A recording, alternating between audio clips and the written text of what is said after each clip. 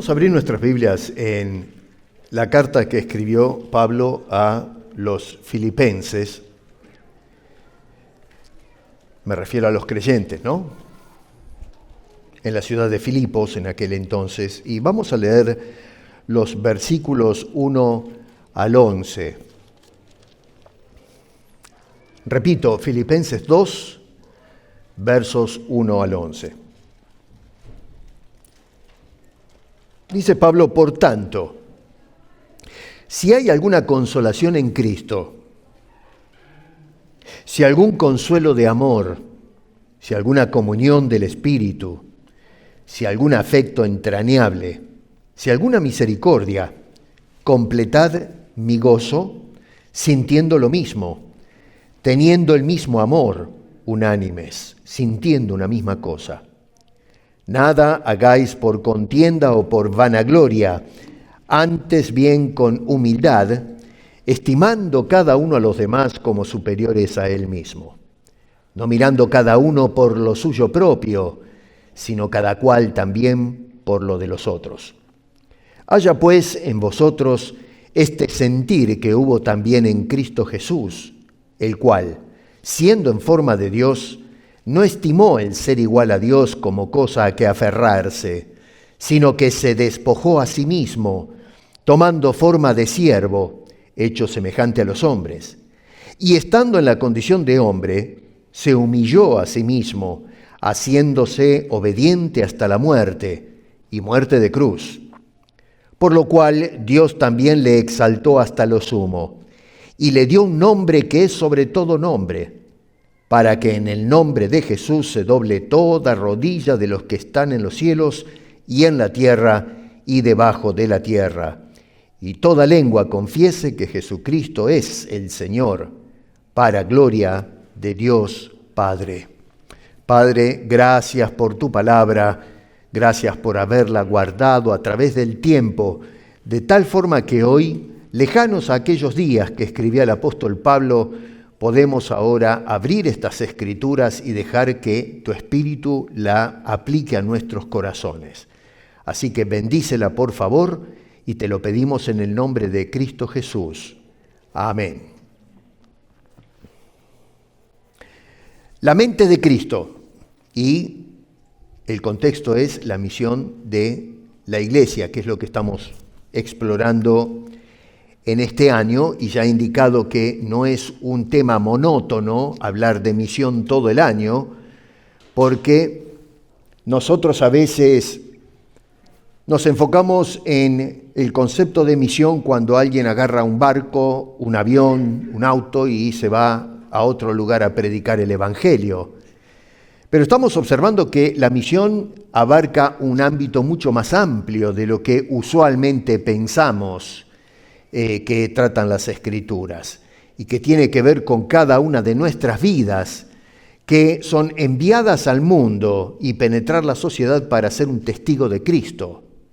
Así que la misión tiene este amplio despliegue que afecta toda nuestra vida, en el ámbito privado, en el ámbito familiar, en la sociedad, y como dice la Escritura, así hasta lo último de la tierra, donde el Señor nos ha puesto.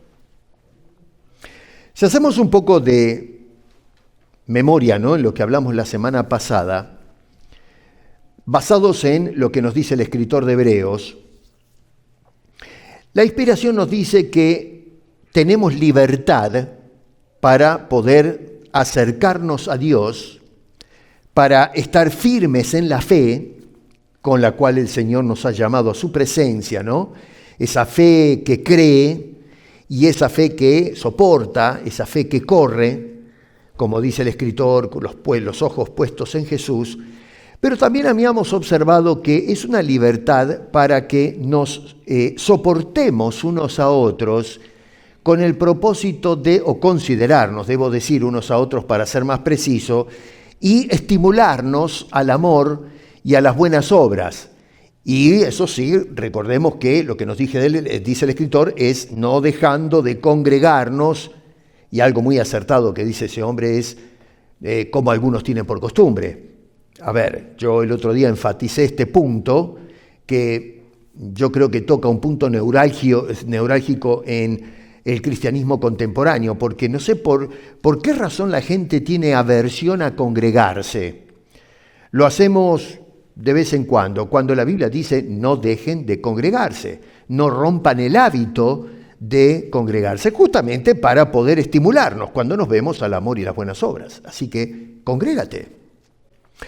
Ahora, acá sigue a eso que habíamos observado la semana pasada una pregunta que considero es inevitable, por ponerlo de esa manera, ¿no? Se puede decir de otra manera, pero inevitable. Y es cómo se ve eso que vimos el otro día en la práctica. Los que no estuvieron, vayan por favor al canal y miren la predicación de la semana pasada que vincula todo lo que estamos diciendo ahora.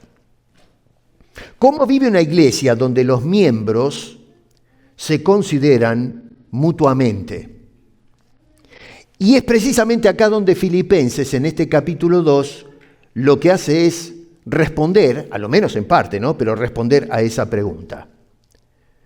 Una iglesia que se considera mutuamente, o donde los creyentes, tal vez puedo decir, se consideran unos a otros, es una iglesia que ha aprendido, o por lo menos está en el proceso de aprendizaje, de pensar como Cristo piensa, o como Cristo pensaba, si lo quieren colocar históricamente cuando estuvo aquí en la tierra, aunque Cristo es real y existe hoy y para siempre. Pensar como Cristo piensa, y es por eso que cuando la iglesia aprende a pensar como Cristo piensa, vive en unidad.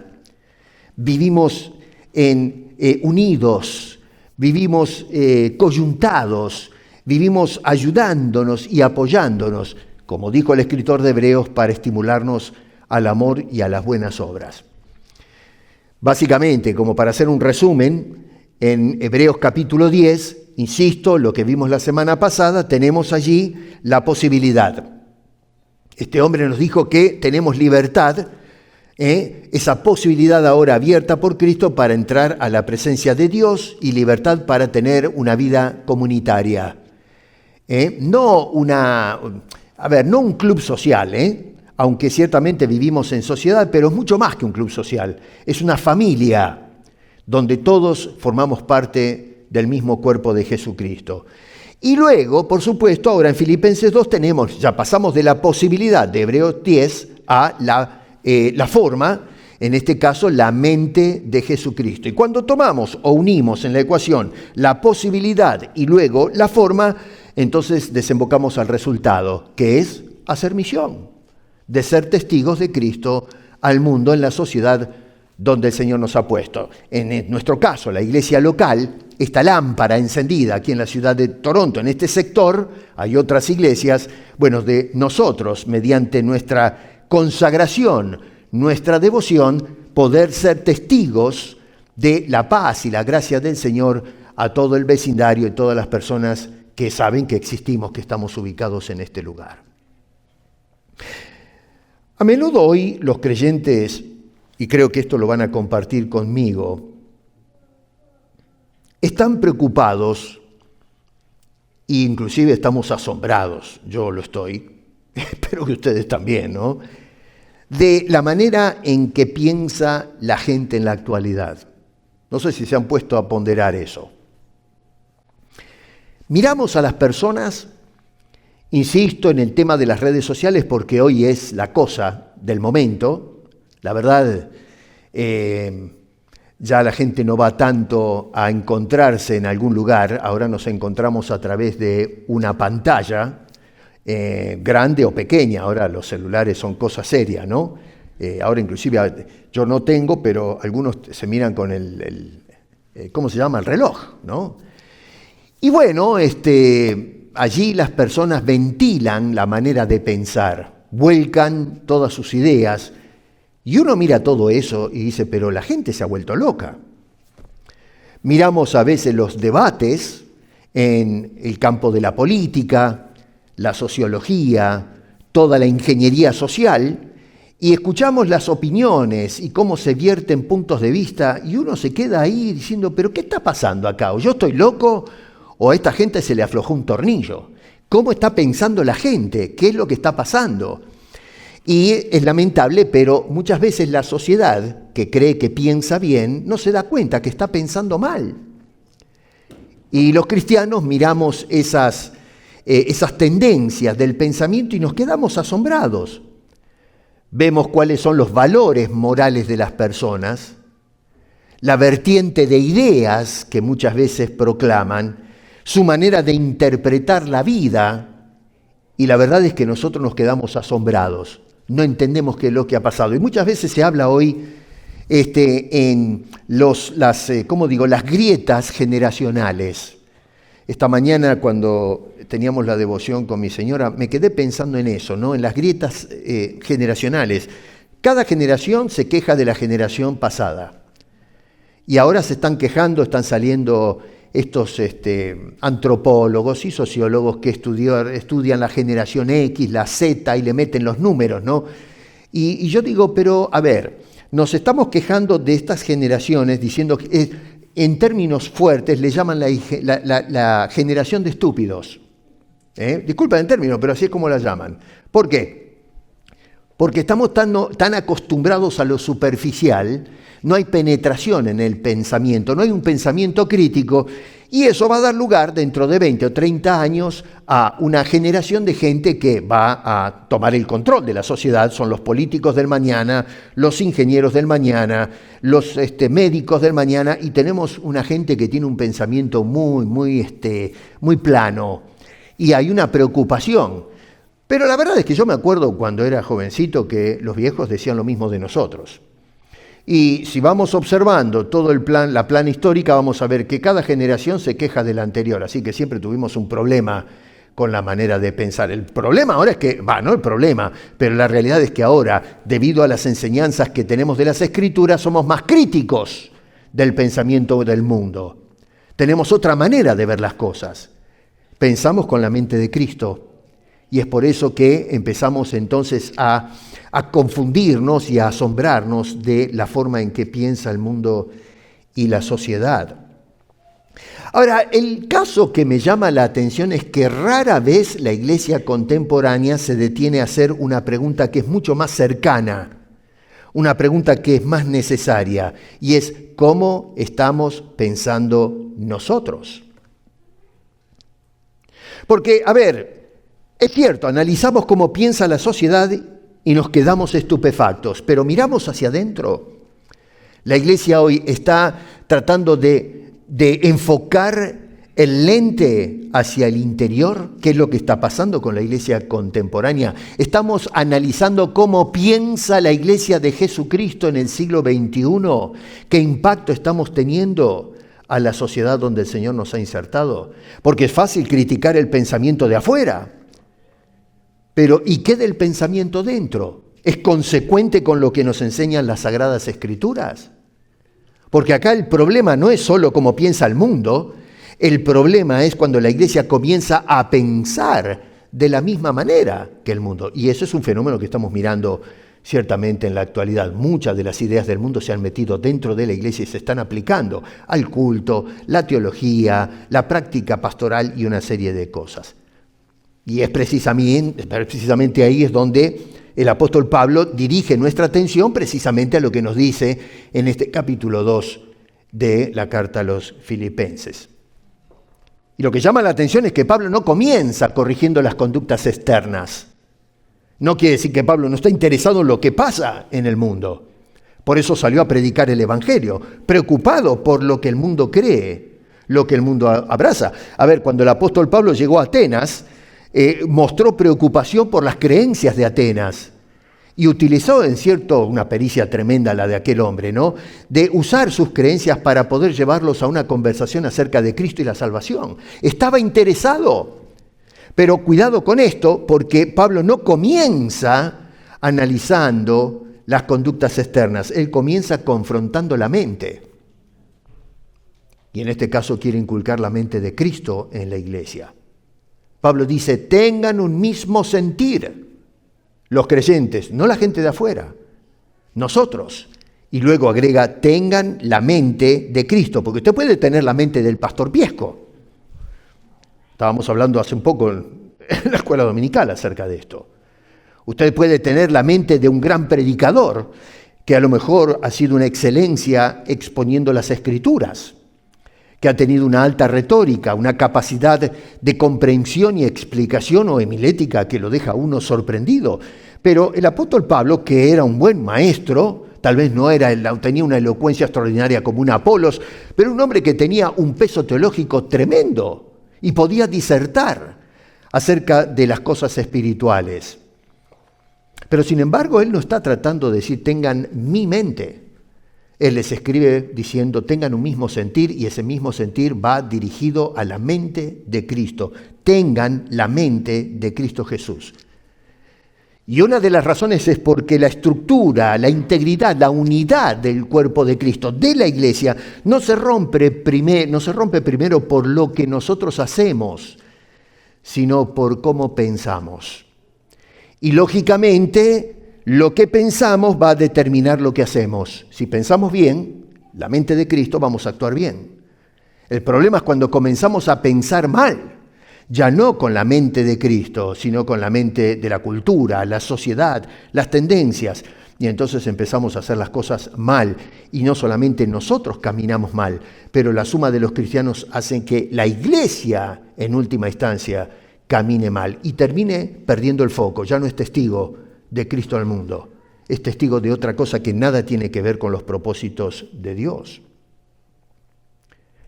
En este pasaje, el apóstol Pablo nos muestra que la mente de Cristo no es un ideal abstracto. No, él está diciendo que es el fundamento mismo de la unidad y la integridad corporativa de la iglesia para ser un testigo eficiente al mundo. Y acá hay algo entonces que creo yo tenemos que entender con claridad, y es que la misión entonces no es el punto de partida, la misión es la consecuencia. Cuando tenemos un pensar correcto, vamos a hacer misión correcta, la misión donde debe estar enfocada. Y una iglesia dividida, confundida, totalmente dislocada, es incapaz de cumplir la misión que Dios le ha dado a la iglesia en Cristo Jesús.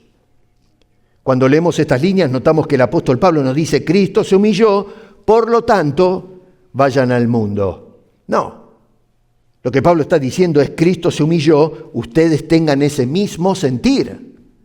Y entonces dice, vivan en consecuencia a eso, vivan unidos para cumplir el propósito del cuerpo de Cristo en el mundo.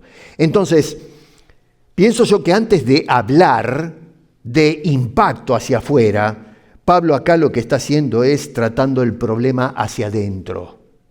Antes de salir, tenemos que entrar.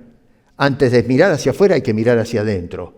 Antes de hacer una crítica a lo que está sucediendo en el mundo, tenemos que hacer una autocrítica, una autoevaluación de cómo estamos viviendo. No tiene sentido, honestamente, hablar de misión cuando en realidad no podemos vivir en unidad con aquellos que están a nuestro lado. Nosotros estamos yendo con un mensaje supuestamente de paz, de gracia, de esperanza, donde los hombres son reconciliados con Dios y entre los hombres. Que resulta que el mundo comienza a mirar y pestanea. ¿Por qué? Porque pestanea porque no quiere ver las cosas que se están suscitando dentro del cuerpo de Cristo. Hoy en el siglo XXI, las denominaciones, la guerra denominacional, las diferentes ideas, las especulaciones, el fanatismo religioso, la soberbia intelectual, lo que hizo de la iglesia es un campo de batalla. Ya no nos unimos los cristianos para orar y tratar de hablar de Cristo al mundo. No, ahora competimos. Ya no competimos con el mundo, ya dejamos de competir con lo que decía el apóstol Pablo de que no tenemos guerra o lucha contra sangre y carne, sino contra seres, entes, ¿no? Huestes espirituales de maldad, decía el apóstol Pablo. Estos entes que no los podemos ver o palpar, pero son reales. Ahí está nuestra lucha. Pero no, ya dejamos de luchar contra eso, dejamos de luchar con el otro afuera, el mundo, la sociedad, que va para cualquier lado, y ahora, no contento con eso, luchamos, hay una implosión, luchamos contra la iglesia o el cuerpo de Jesucristo. Y por eso es que hoy somos irrelevantes. Tal es así que esta semana, les decía a los hermanos, pasaron una legislación donde van a comenzar a restringir qué podemos decir desde los púlpitos. ¿Cómo llegamos a ese punto? Nosotros votamos los gobiernos que pasan estas legislaciones. Fuimos nosotros los que los pusimos en el gobierno. No nos informamos, nos conformamos a la manera de pensar del mundo y ahora estamos asombrados, enloquecidos. Uy, ¿qué vamos a hacer? Nos van a prohibir decir esto o aquello. Bueno, la culpa es nuestra, no de estos sátrapas que se sientan en la poltrona a dar órdenes, no saben ni por dónde les pega el aire, y entonces tiran la fe cristiana por la ventana. Y ahora estamos asombrados. Bueno, el problema es que no hemos pensado como Cristo. Nos quedamos dormidos. Y entonces nos sorprenden todas estas problemáticas que se están dando en la sociedad. Ahora, esto es profundamente coherente, lo que nos dice acá el apóstol Pablo, con las mismas palabras de Jesús. Acuérdense que el Señor, en Juan, por ejemplo, Juan registró esto, dijo: separados de mí, nada podéis hacer. La iglesia hoy quiere hacer, pero no está unida a Cristo. Nos unimos a los caudillos, nos unimos a una idea, nos unimos a una iglesia impresionante, a un edificio extraordinario que me ofrece calefacción, aire acondicionado y qué sé yo cuántas cosas más, unas salas con coros extraordinarios, gente profesional. Nos impacta el sensacionalismo. Y claro, eso nos lleva entonces a desenfocarnos de Cristo y romper el lazo con el Señor. Y Jesús dijo: no van a poder hacer nada separados de mí. Claro, la iglesia sigue haciendo cosas. Uno podría cuestionar y decir: momento, ¿cómo es esto? Sí que estamos haciendo. Pero ¿quién tiene razón acá? Jesús dijo: separados de mí nada podéis hacer. Jesús estaba refiriendo a hacer lo que tiene que ver con el plan, el proyecto de Dios de redención. Podemos hacer muchas cosas, pero no lo que está en la mente de Dios. Y ligado a ese, separados de mí nada podéis hacer, el Señor luego dice: y ustedes, amaos los unos a los otros. Si estamos unidos realmente a Cristo, y hay otros que están también vinculados a Cristo, nos tenemos que encontrar en el camino.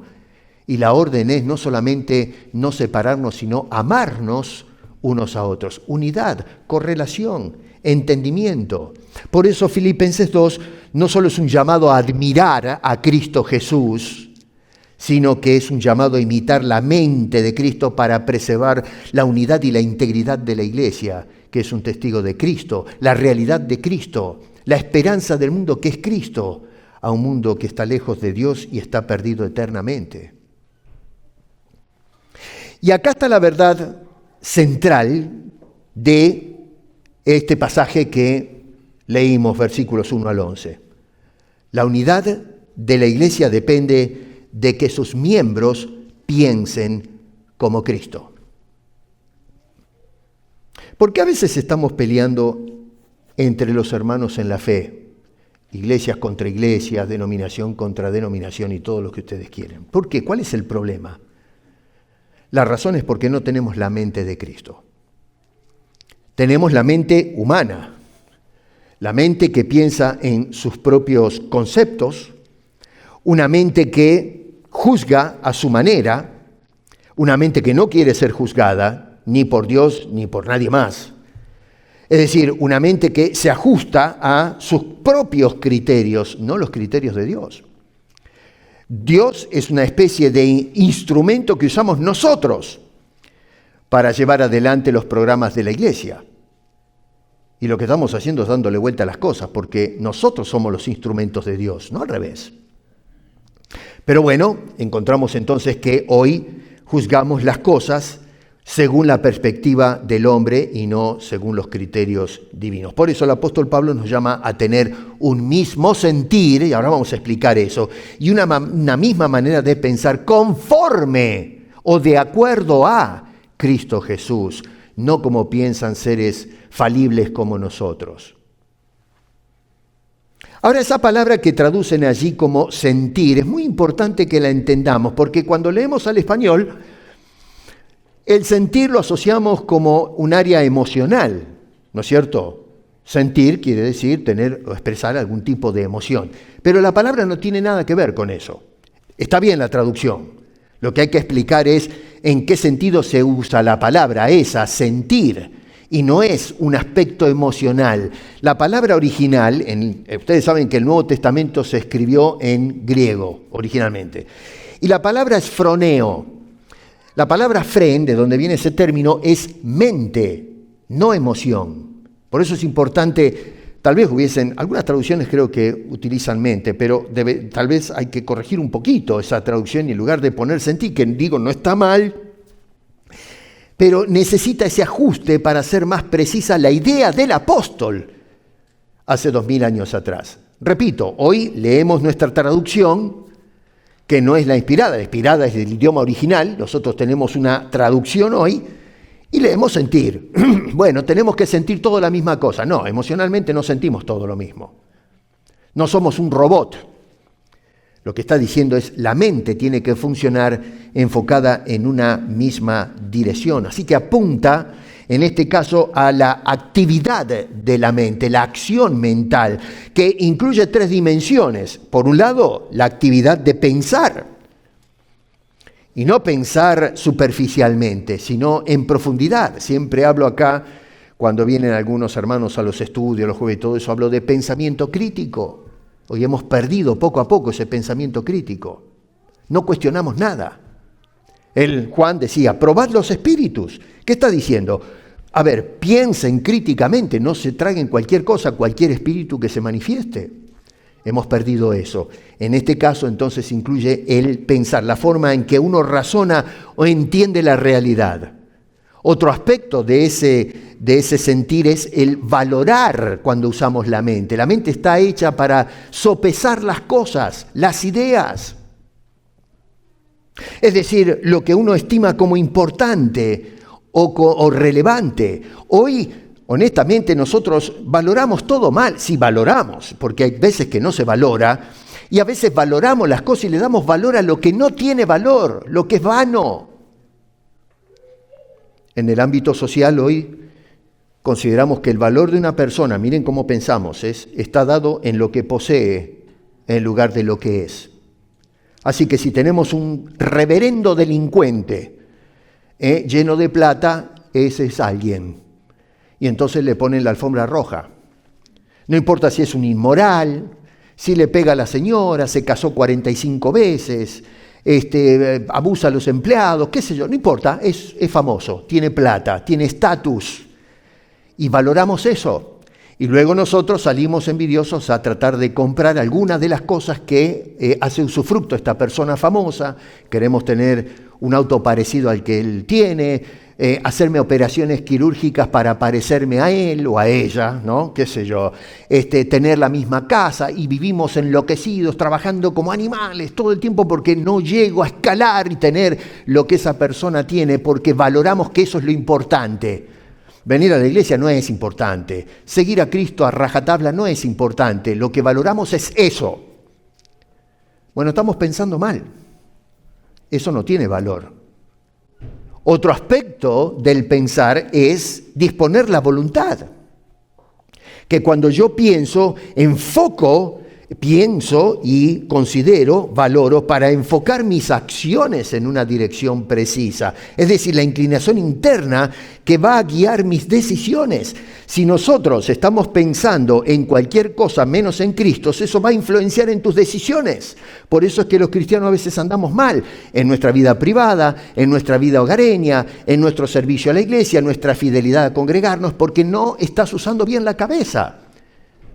No estamos bien enfocados, y es por eso entonces que las decisiones que tomamos no entran en el gol, pegamos en el travesaño a lo mejor cuando no la tiramos a la tribuna, ¿no? Los que entienden un poco de fútbol. Es más que un pensamiento momentáneo lo que está diciendo el apóstol Pablo acá. Es una actitud mental constante. La persona que está en Cristo, su mente está totalmente gobernada por el pensar de Cristo Jesús, una manera de ver y de responder a la vida. Entonces lo que Pablo acá nos está inculcando es que adoptemos la misma mentalidad, la misma forma de pensar, la misma forma o la misma, disposición interior que nos une, nos identifica, y es una actitud interior gobernada por Cristo Jesús. Entonces, este sentir del que habla acá el apóstol Pablo no es una mera emoción, como se puede interpretar en la traducción, sino que es mentalidad. No es lo que uno siente por un momento, sino la forma en que uno piensa, que uno valora, que decide vivir o caminar a diario. Pablo nos está llamando a pensar como Cristo, a valorar como Cristo, a vivir como Cristo Jesús. Y si no conocemos esas características de Cristo, no vamos a poder tener ese gol presente. La vez pasada un hermano preguntaba, con buena razón, cuánta gente hoy puede decir cosas acerca de Cristo. Creo que fue en un culto de oración. Si repartimos papel y lápiz al cristianismo contemporáneo, no digo ustedes, hablo en general, escriba algo de Cristo. ¿Qué decimos? Y es el Hijo de Dios, es la encarnación quizás, ¿no? Él hizo milagros, resucitó, ascendió al Padre, ¿y qué más? No sé, levantó los muertos, y tiramos algunas cositas, y qué sé yo, no sé si llegamos a llenar un ensayo de una página. Yo creo que no llegamos ni a la mitad de la página, porque es simplemente puntualizar cosas, y ponemos una palabra al lado de la otra, y a mitad de página se nos acabó el gotero. Pero ¿y después? ¿Ya está? Miren que hay hombres que han escrito libros acerca de Cristo. ¿Podemos escribir un libro acerca de Cristo? Y la pregunta es, ¿por qué no puedo escribir un libro? Porque no lo conoces. No conoces lo suficiente, lo que Dios revela de su Hijo en las Escrituras. Nuestro conocimiento de nuestro Salvador es escueto. Y claro, como no conocemos como Él piensa, por eso nosotros no pensamos como Cristo, nos quedamos cortos. Y cuando nuestro pensamiento es escaso, nuestra respuesta, nuestras acciones van a ser escasas. Y eso es lo que vemos en el cristianismo contemporáneo. En este pasaje vemos tres verdades, a lo menos yo, en mi consideración, pude rescatar a lo menos. La palabra de Dios tiene mucho que decir, no nos alcanza el tiempo para estar todo el día hablando de esto, pero por lo menos hay tres verdades sobre este sentir. Y es, primero que todo, verso 1 es un sentir que compartimos. En segundo lugar, o que tal vez debo decir, un sentir que debemos compartir. Vamos a explicar eso por qué. Segundo, un sentir que debemos cultivar. Versículos 2 al 4. Y número 3, un sentir que debemos imitar. Versículos 5 al 11. Son tres palabras claves. Compartir, cultivar, imitar. Pablo le está escribiendo y por extensión la revelación nos está hablando hoy a nosotros. Tenemos que compartir, cultivar e imitar. Ese es el sentir a donde apunta el apóstol Pablo, que quiere que nosotros anhelemos. Entonces vamos a mirar un poquito, estos tres puntos un poquito más explayadamente. Número 1, verso 1, fíjense, dice, es un sentir que debemos compartir. Y si hay algo que me llamó la atención acá, exegéticamente, es que Pablo 5 veces usa la misma frase. ¿Se dieron cuenta de eso? Nosotros leemos a la corrida, pero 5 veces dice este hombre, si alguna, si algún. 5 veces. Lo podría haber dicho una sola vez y listo. Pero dice, si alguna, si algún. Y la pregunta es, pero, a ver, ¿por qué el apóstol Pablo martilla este concepto? ¿Qué pasa acá? Bueno, a ver, Pablo no está dudando, primero que todo, de nuestra condición espiritual o la condición de los creyentes en Filipos. Es decir, no está diciendo, quizá tienen esto, a lo mejor tienen lo otro. ¿No es cierto? Cuando miramos ese sí, consideramos que el hombre está, poniendo un condicional ahí. No, esa no es la idea. Él está haciendo una afirmación. Y una afirmación implícita. Es decir, ustedes ya tienen estas cosas. Si ya tienes esto. A eso es donde apunta esas 5 repeticiones. Nos está llamando a reflexionar antes de entrar al desarrollo de lo que va a decir en los versículos siguientes. A ver, si estamos en Cristo, ya experimentamos un montón de cosas. Si ya las tienes, entonces se espera un resultado, una respuesta. ¿Qué es lo que nosotros compartimos? Bueno, dice este hombre, consolación en Cristo. A ver, a veces nos enfocamos en todos los dramas de la vida cotidiana Y vamos en oración con nuestras cuitas y le decimos, Señor, ayúdame, y ciertamente el Señor nos consuela. Pero, a ver, Pablo acá lo que está tratando es de hablar de la consolación que tenemos en Cristo habiendo sido pecadores y perdidos y condenados. Había un punto en que nosotros dijimos, estoy en el horno. ¿Para dónde voy? Soy un pecador, me voy a ir al infierno. Y no puedo hacer nada para salvarme de esta situación. No hay una sola puerta que aunque sea se abra un poco para escaparle a este destino. No tengo para dónde ir. Y enloquecía. Me volvía loco, trataba de tapar o de disimular esa preocupación, ese enloquecimiento en la diversión, en las cosas del mundo, las cosas materiales que me atontan, me narcotizan por un momento. Y de esa forma me nubla el destino obvio final de todos nosotros. ¿Qué voy a hacer? Cuando el apóstol Pedro hizo su primer sermón, allá en el libro de los Hechos capítulo 2, y Pedro terminó toda su exposición teológica, una presentación del Evangelio extraordinaria. La gente dijo, ¿y ahora qué hacemos? Se dieron cuenta de la situación y lo que hizo fue consolarlos. En Cristo hay consolación, no solamente consolación de los dramas de todos los días.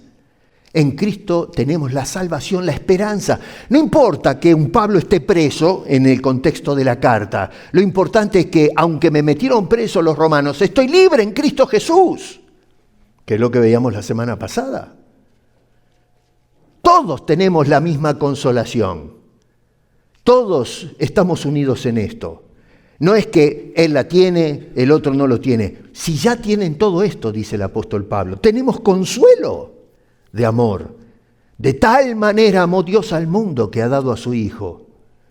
Tenemos comunión del Espíritu, dice Pablo. Esto lo estoy sacando del verso 1. Afecto entrañable. El amor de Dios se fundió en nosotros a través del Espíritu. El fruto del Espíritu es amor, además de otras cosas. Y luego misericordia.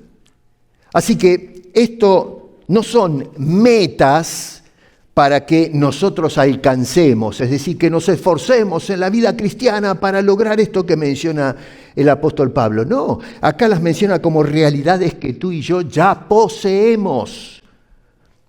Indiscriminadamente, todos gozamos de esas bendiciones.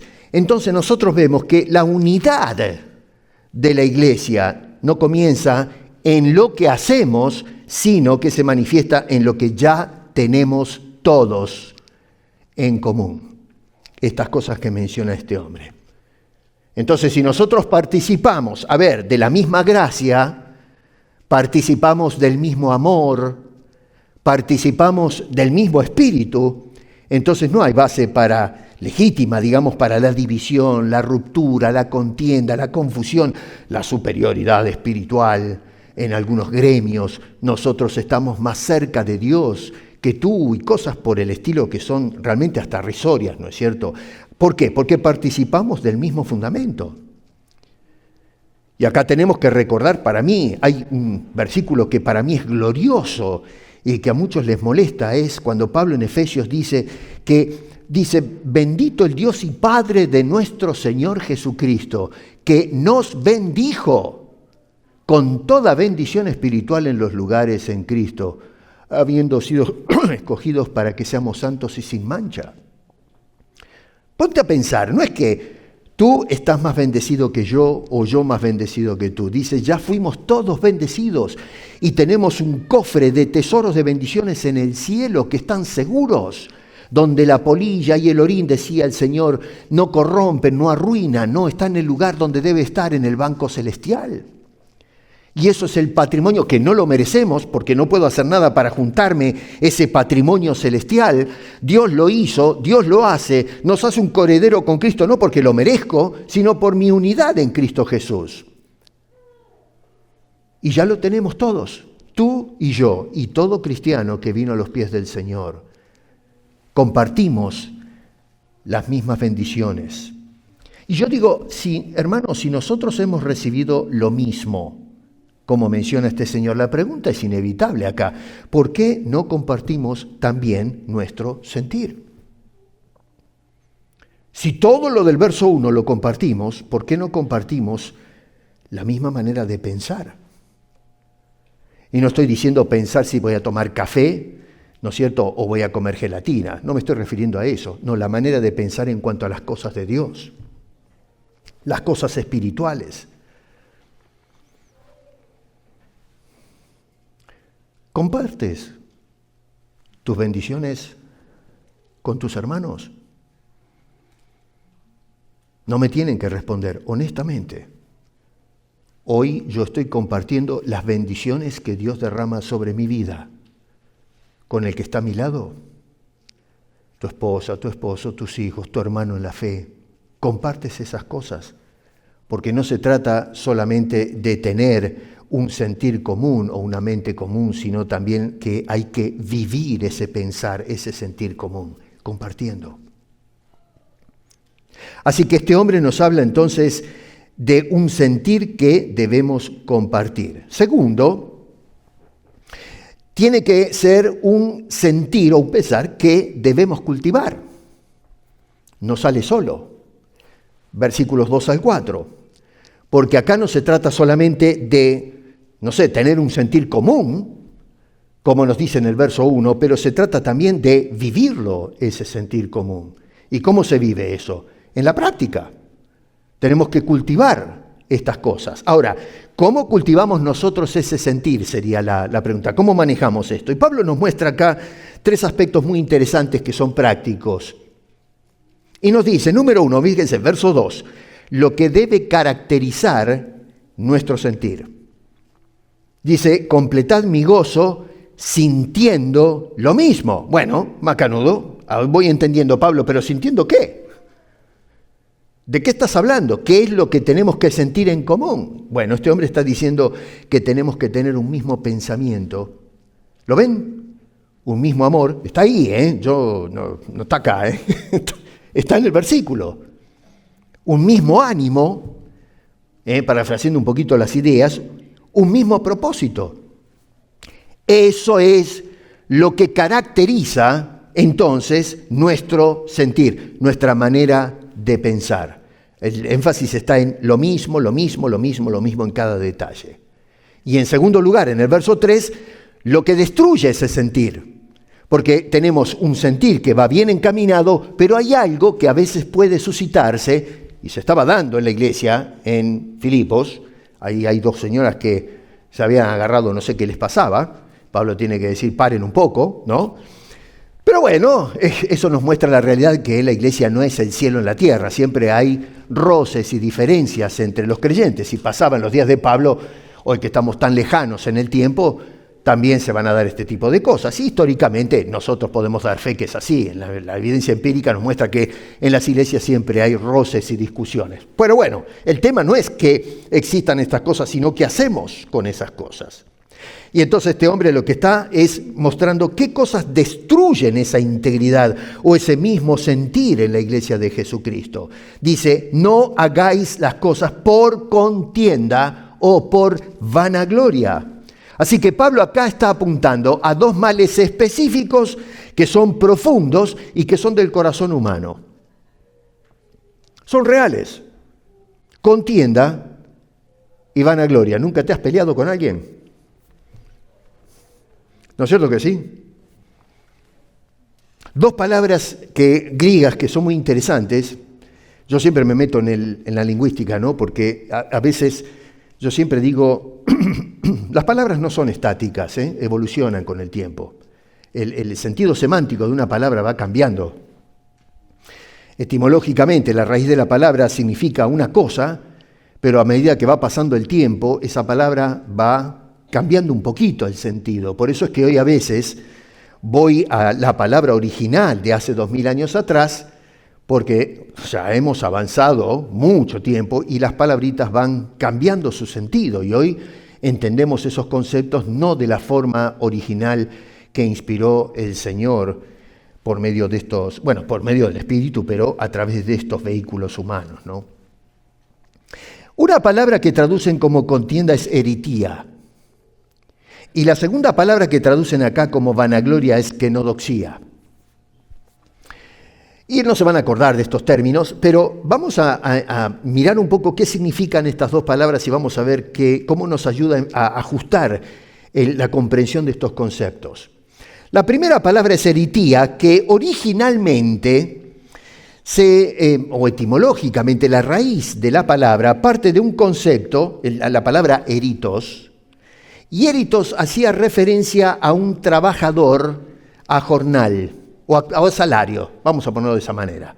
Se usaba ese término para describirlo a usted cuando va a trabajar. Usted es un trabajador. ¿Me entienden más o menos? Estoy contemporizando el concepto para que agarremos la idea. Así que originalmente la palabra significó eso, una persona que trabaja por sueldo, trabaja. La palabra poco a poco fue cambiando el sentido y ya no se enfocó en la persona sino en lo que hace.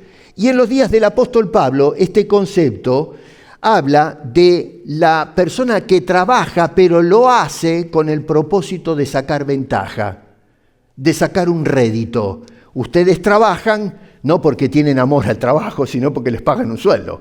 ¿No es cierto? ¿O no? Porque si le dice a una persona, mire, yo quiero que trabaje 8 horas, pero no tengo plata para pagarle. Sí, está loco vos. Yo no trabajo gratis. ¿O no? Por ahí usted lo hace, ¿no? Lo hacemos con el Señor, en un sentido, cuando servimos al Señor, aunque la paga ya la hizo y es bastante amplia, pero en términos metálicos, digamos. Entonces, esta palabrita pasó del concepto de un obrero, un trabajador, a la razón del por qué este hombre trabaja. Así que el apóstol Pablo está usando este término para referirse a una persona en un sentido negativo, una ambición egoísta. Una persona que entra en rivalidad, en contienda, para sacar ventaja. Una persona interesada. No es simplemente que rivaliza porque sí nomás, por amor al arte. No, está tratando de sacar algo de esa rivalidad. La actitud partidista. Nosotros hoy en el campo de la política, en el ámbito social, encontramos a los políticos muchas veces hablando muy lindo y agarrando todas las problemáticas de la sociedad, no porque están interesados en la salud del pueblo, sino porque quieren escalar, ¿no es cierto?, y poder ser los que mandan, los que gobiernan. Y desgraciadamente, se llenan los bolsos, ¿no es cierto?, de un montón de plata. Y ese es un mal inherente en la política y en la sociedad. No ahora, sino siempre fue la misma cosa. Lo vemos desde el periodo de las monarquías y hoy día con el tema de las presidencias. Y me voy a meter en un lío porque si van a ver el video van a decir, este tipo, con todas las leyes que están pasando, me las estoy agarrando con todos estos sinvergüenzas que gobiernan. Pero es la realidad. Así que acá el concepto es una búsqueda de ventaja personal, incluso en este contexto, a costa de otros. Es decir, la persona que explota mi relación con el otro para llevarlo en una dirección. Y no porque estoy interesado en este o en el otro, sino porque de esta situación de manipulación voy a sacar una ventaja, voy a salir adelante, voy a avanzar. Esa es la idea que plantea el apóstol Pablo cuando dice no lo hagáis por contienda, es decir, una contienda, una rivalidad que busca sacar ventaja, el que ocasiona esa rivalidad. ¿Me entienden la idea? O si le entendemos la idea a Pablo, ¿no? En este caso. Pablo dice, no hagan las cosas para destacarse a ustedes mismos, usando a los demás, explotando a los demás en el cuerpo de Cristo como herramientas o como medios de autoexaltación. Yo a veces les he dicho muchas veces, hoy los pastores usan los púlpitos para pelar las ovejas, le sacan la plata, le sacan su tiempo. Ahora se habla de el ungido de Dios, no se puede tocar. El tipo puede decir cualquier cosa, que las pirámides son rectangulares, y uno dice, bueno, el ungido de Dios dijo que son rectangulares, nos equivocamos. Yo pensé que eran triangulares, pero resulta que son rectángulos. Y entonces, como tonto, decimos, bueno, es la palabra del obrero. Pero, escúchenme una cosa, y estos sátrapas, estos sinvergüenzas, se paran en los púlpitos a decir un montón de tonterías que nada tiene que ver con la mente de Cristo, y se llevan secuestradas las mentes y el pensamiento de los demás. No hagan nada por contiendas. Y luego pasa la segunda palabrita, kenodoxía, que se traduce acá como vanagloria, que está hablando ese concepto de la reputación que no tiene sustancia. El tipo que se la da diciendo, yo sé, yo soy el maestro, yo soy la persona importante acá. No importa que diga un disparate, pero es el intocable, que cree que sabe más de lo que sabe. Y entonces lo que hace es transpirar esa ignorancia como que es sabiduría. A veces escucho en las discusiones hoy de las ideologías de género, me interesa ver cómo piensa el otro bando, y escucho con sinceridad los argumentos y digo, pero es una sarta de pavadas. No pueden razonar con coherencia. ¿Cómo me van a convencer de algo que no tiene coherencia? Que las ideas chocan unas con otras y se descalifican unas a otras. Y uno tiene que creer ese disparate. El otro día escuché que alguien decía, un hombre puede tener hijos. Digo, pero escúchame una cosa, a ver, ¿cómo razonamos para decir que una persona puede tener hijos? Bueno, hoy está prohibido decir que no se puede. Está con el peligro de ir a la cárcel por decir una cosa semejante. Que la misma ciencia lo prueba. Es cuestión de chequear el ADN y luego, a ver, qué sé yo, hacerle un MRI a una persona para ver si realmente un hombre puede quedar embarazado. Y se va a dar cuenta que es un imposible. Y si quedó embarazado no es un hombre. Bueno, en este caso, Pablo está hablando de ese orgullo infundado, el deseo de reconocimiento sin base para eso, ¿no es cierto? La idea es que, parecer algo que realmente no somos. Yo pensaba, hoy día, por ejemplo, tenemos toda esta gesta de apóstoles, profetas, arcángeles, y qué sé yo, cuánta gente que se levanta y dice, nosotros tenemos esta unción especial y se creen que son los intocables. Bueno, el apóstol Pablo cuando le escribía a Timoteo, por ejemplo, en la primera carta, él decía que quieren ser doctores de la ley. No que son, sino quieren, pretenden ser doctores sin entender ni lo que hablan ni lo que afirman. Y sin embargo, esos son los que enseñan. Pablo le dijo a Timoteo, mira, te dejé en Éfeso para que pares con eso, para que evites que se enseñe otra doctrina. ¿De quiénes? De esos Himeneos y Alejandros que se creen que son doctores de la ley. Hoy tenemos un montón de gente que o se tomó un curso en un seminario y ya es un doctor. O uno que llevó un semestre estudiando. A mí me pasó cuando estudiaba en aquellos años, notaba que algunos muchachitos que entraban, 22, 23 años, tomaban un semestre, un mes de clase y le discutían al profesor. Y yo decía, pero... No decía nada, ¿no? Pero pensaba, pero este pelado recién dejó los pañales y ya les da cátedras a este tipo que ya tiene pelo blanco y ha estudiado toda su vida, ha sido maestro y le quiere enseñar.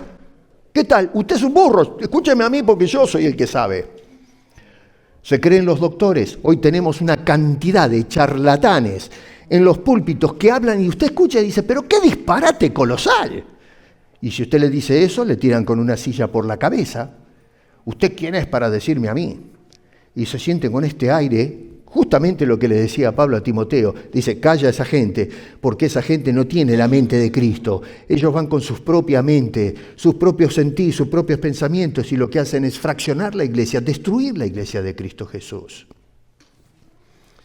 Así que en resumidas cuentas, el hombre, esa palabrita eretía, que se traduce acá como contienda, divide la iglesia en lugar de unirla. Y la divide por la rivalidad. Y la segunda palabrita en forma negativa es que corrompen por la superficialidad de las personas mismas que promueven sus propias ideas.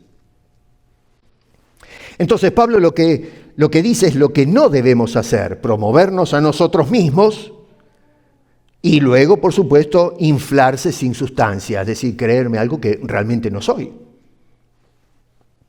La unidad de la iglesia no se rompe entonces por falta de recursos. La unidad se rompe por exceso de ego, según lo que nos dice Pablo. Así que en verso 4, ¿cómo se expresa nuestro sentir entonces? Dice, antes bien con humildad. Acá la palabra también tiene un sentido muy interesante. La palabra tapeinofrosune significa una mente baja. ¿No es cierto? Más o menos la idea de esa palabra extraña que aparece originalmente en el texto Nosotros tenemos una traducción. Tapeinos es algo que no tiene mucha altura, no se levanta mucho del suelo. La palabra del suelo, la palabra fren es la mente. Tapeino frosun es una mente que no se levanta mucho del suelo. Eso es humildad. La persona que no se siente que, ¿no es cierto?, está allá arriba y los demás tienen que mirar de abajo hacia arriba. Y mira de arriba hacia abajo diciendo, siéntate ahí y escucha. Esa actitud de humildad, una mente que se ubica, que se coloca en el lugar que Dios le da. La única mente superior es la de Dios y su Hijo Jesucristo. Y nosotros tenemos que tener el mismo pensar humilde. Cuando nosotros tenemos tapeino frosunes, que es esa mente baja, bueno, entonces ya no hay distancias de uno arriba del otro, sino que estamos todos en la misma altura. Todos estamos en la misma dimensión. Por eso todos pensamos de la misma manera. Así que Pablo nos llama a tener una evaluación correcta de uno mismo delante de Dios y en nuestra relación con los hermanos en el cuerpo de Jesucristo. Y esto, ojo, no es rebajarse, porque mucha gente piensa, bueno, pero pastor, ¿eso quiere decir que me tengo que rebajar? No, no es rebajarse, es salirse del trono. ¿Me entiende lo que le estoy diciendo? La soberanía es de Cristo, no mía. Así que yo tengo que dejar el trono que lo ocupe Cristo Jesús. Y ojo, no me malentiendan con algunas ideas acerca del trono y todo eso. Estoy hablando de quién rige en la vida del creyente. El creyente verdadero sabe que su vida la rige Cristo. Él es el que está sentado en el trono. Siempre estuvo sentado en el trono. A ver, incluso los que hoy dicen, no quiero saber nada con Cristo. Te guste o no te guste, Cristo está en su trono.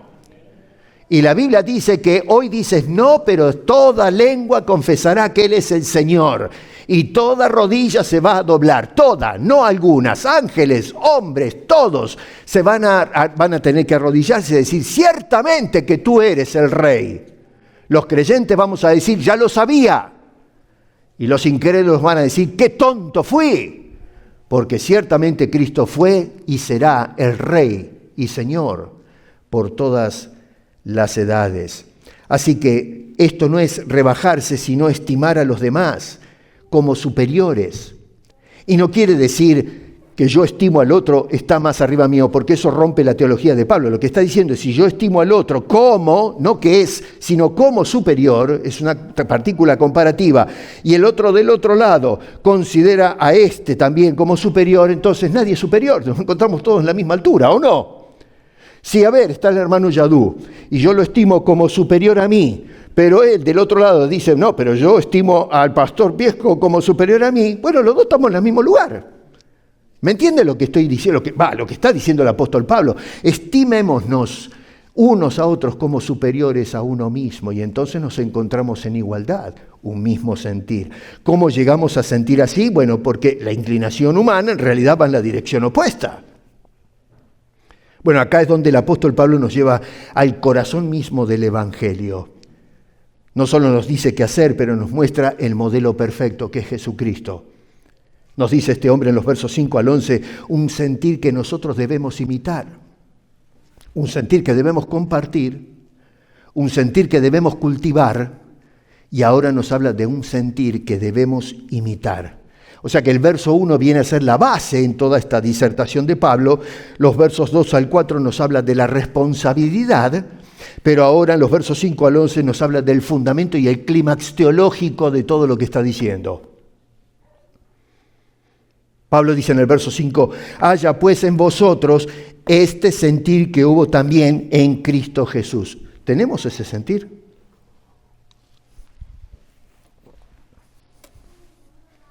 No solamente es un ejemplo moral lo que está diciendo Pablo acá, pero nos está hablando de la manifestación del carácter mismo de Cristo en tu vida y la mía, y la de todo creyente. ¿Y cuál es ese sentir, entonces, que hubo en Cristo que nos deja el ejemplo a nosotros a seguir? Y tenemos, número 1, versos 6 al 7, un sentir de renuncia. Noten ustedes que nos dice este hombre, el cual siendo en forma de Dios, no, qué hermoso es esto, dice, no estimó, aunque lo es, dice, no estimó ser igual a Dios como cosa a que aferrarse. Es decir, ¿ustedes cómo me van a tratar a mí así? Sino que se despojó a sí mismo tomando forma de siervo hecho semejante a los hombres. Es hermoso lo que nos está diciendo Pablo. No dejó de ser Dios.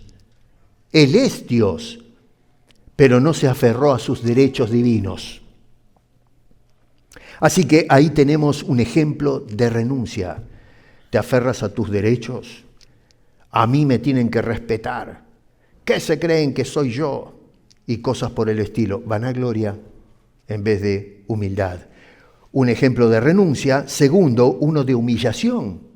Versículo 8, ¿no es cierto? Dice, y estando en la condición de hombre, que ya es bastante descenso, se humilló todavía, dice a sí mismo, haciéndose obediente hasta la muerte, y la muerte más ignominiosa, porque solamente el peor reo en la sociedad de entonces iba a parar a una cruz. Se usaba como espectáculo público para infundir temor a toda la sociedad, diciendo, ojo con Roma, te haces el loco y vas a parar ahí, desnudos, todos hechos pedazos, le daban unas palizas tremendas a la pobre gente y ya medio muertos los clavaban en un madero en plena luz del día, sin ropa, los bichos dándole vueltas, una cosa terrible. Bueno, ahí van a parar los peores, la lacra de la sociedad. Bueno, Jesús se humilló hasta ese punto.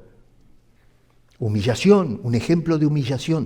Bajarse, nos dice el apóstol Pablo. Y luego, y esto es hermoso, acá está el clímax, un ejemplo de exaltación.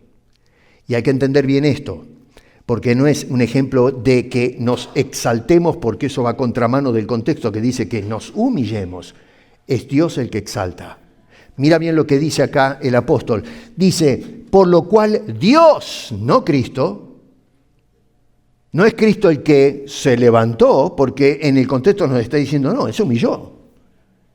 Y la evidencia histórica prueba eso, Él se humilló hasta la cruz. Pero entonces, ¿cómo subió Jesús? Dios lo hizo. Dios también lo exaltó hasta lo sumo. ¿Pero por qué? Porque se entregó y se humilló. Y no solamente eso, pero dice, y le dio un nombre que es sobre todo nombre. Que Donald Trump, Nerón, Hitler, el Che Guevara, y tanta gente que los ponemos allá, Simón Bolívar, los ponemos a estos hombres, Maradona, los ponemos allá arriba. No, dice, este es un nombre que está sobre todo nombre que te puedas imaginar, todo caudillo, toda persona que descolla, haya sido bueno o malo, este nombre sobrepasa todo nombre, es el nombre. Y luego dice, para que en ese nombre de Jesús se doble toda rodilla de los que están en los cielos, los ángeles, los salvos, y en la tierra y debajo de la tierra, los muertos. Resucitarán un día y se doblarán delante del Señor de los señores. A Él sea la gloria. Y luego dice, y toda lengua además confesará que Jesucristo es el Señor para la gloria de Dios. La bendita gloria de ese Dios. Qué hermosas palabras las que nos dejó el apóstol Pablo. Lo que nos está diciendo es, Dios lo exaltó hasta lo sumo. El sentir de Cristo, al haberse entregado y haberse humillado, es que confió en Dios, su Padre, que Él exalta, pero exalta a su tiempo. Primero tuvo que pasar para cumplir la voluntad de Dios en la tierra, dar su vida por ti y por mí. Y Jesús dijo, amén. Allá a la cruz voy a ir a parar. Y ciertamente extendió sus benditos brazos y dejó que sus manos sangraran y su costado, y corrieran sangre y sudor, para que tú no tengas que pagar. Y Dios entonces a su tiempo, lo podría haber hecho antes, pero a su tiempo exaltó al Hijo de Dios. ¿Sabes una cosa? Cuando nosotros nos entregamos y nos humillamos, a su tiempo Dios nos exaltará, llevándonos a la gloria. Y los que hoy se burlan de los cristianos y que quizás los empiecen a meter preso un día, se doblarán ante el señorío de Cristo y verán a toda la gente que puso su confianza en Él allá al lado suyo, siendo coherederos, exaltados, aplaudiendo la gloria de Dios, que hizo posible todo esto, no porque yo sea importante, sino porque Dios es importante. Y porque por su pura gracia nos hizo partícipes a todos por igual de esas bendiciones celestiales en Cristo. El problema es que nosotros a veces queremos la exaltación sin pasar por el despojo. Queremos el reconocimiento sin humildad. A veces queremos ser servidos en lugar de servir. Pero resulta que la mente de Cristo funciona precisamente al revés. Una iglesia que piensa como Cristo Jesús no compite, no se exalta, no busca lo suyo, sino que es una iglesia que se humilla, que sirve y que ama a Dios y a los demás. Y cuando una iglesia vive así, entonces sí está lista para cumplir su misión, porque la misión no comienza en la calle, mi querido hermano, sino que comienza en la mente de cada hijo de Dios, que tiene la mente de Cristo. El mundo no necesita, honestamente, ver una iglesia impresionante, necesita ver una iglesia que refleje el carácter de Cristo. Y Cristo se refleja cuando su pueblo piensa como Él piensa. Y quiero terminar cerrando así, quizás usando las palabras de Pablo aplicadas a nosotros. Ya no es haya en vosotros, escribiéndole a los filipenses, pero ahora lo pongo de esta manera, haya en nosotros este sentir que hubo en Cristo Jesús. Y así, y solamente así vamos a poder ser una iglesia viva, una iglesia unida y una iglesia misionera a nuestro barrio, nuestra necesidad, el mundo y hasta lo último de la tierra como nos comisionó el Señor. Entonces, hermanos, tengamos la mente de Cristo. Padre, gracias por haber preservado estos consejos de tu siervo Pablo, un consiervo nuestro, siervo de Cristo, que moviste a preservar esta manera de pensar, este sentir, para que nosotros hoy, después de tanto tiempo, en los rincones de la historia, podamos mirar y considerar estas cosas y nosotros también unirnos a los filipenses y a Pablo y a toda la iglesia histórica y unir nuestra mente en un solo propósito que es Cristo Jesús. Ayúdanos, Señor, a glorificarte. Ayúdanos a entregarnos, a despojarnos, a humillarnos y a esperar que tú algún día nos exaltarás. No porque lo merecemos, sino porque así es como te plujo y así trazas tu plan. Gracias por Jesucristo. Gracias por la salvación. Oramos en su bendito nombre, Cristo Jesús. Amén.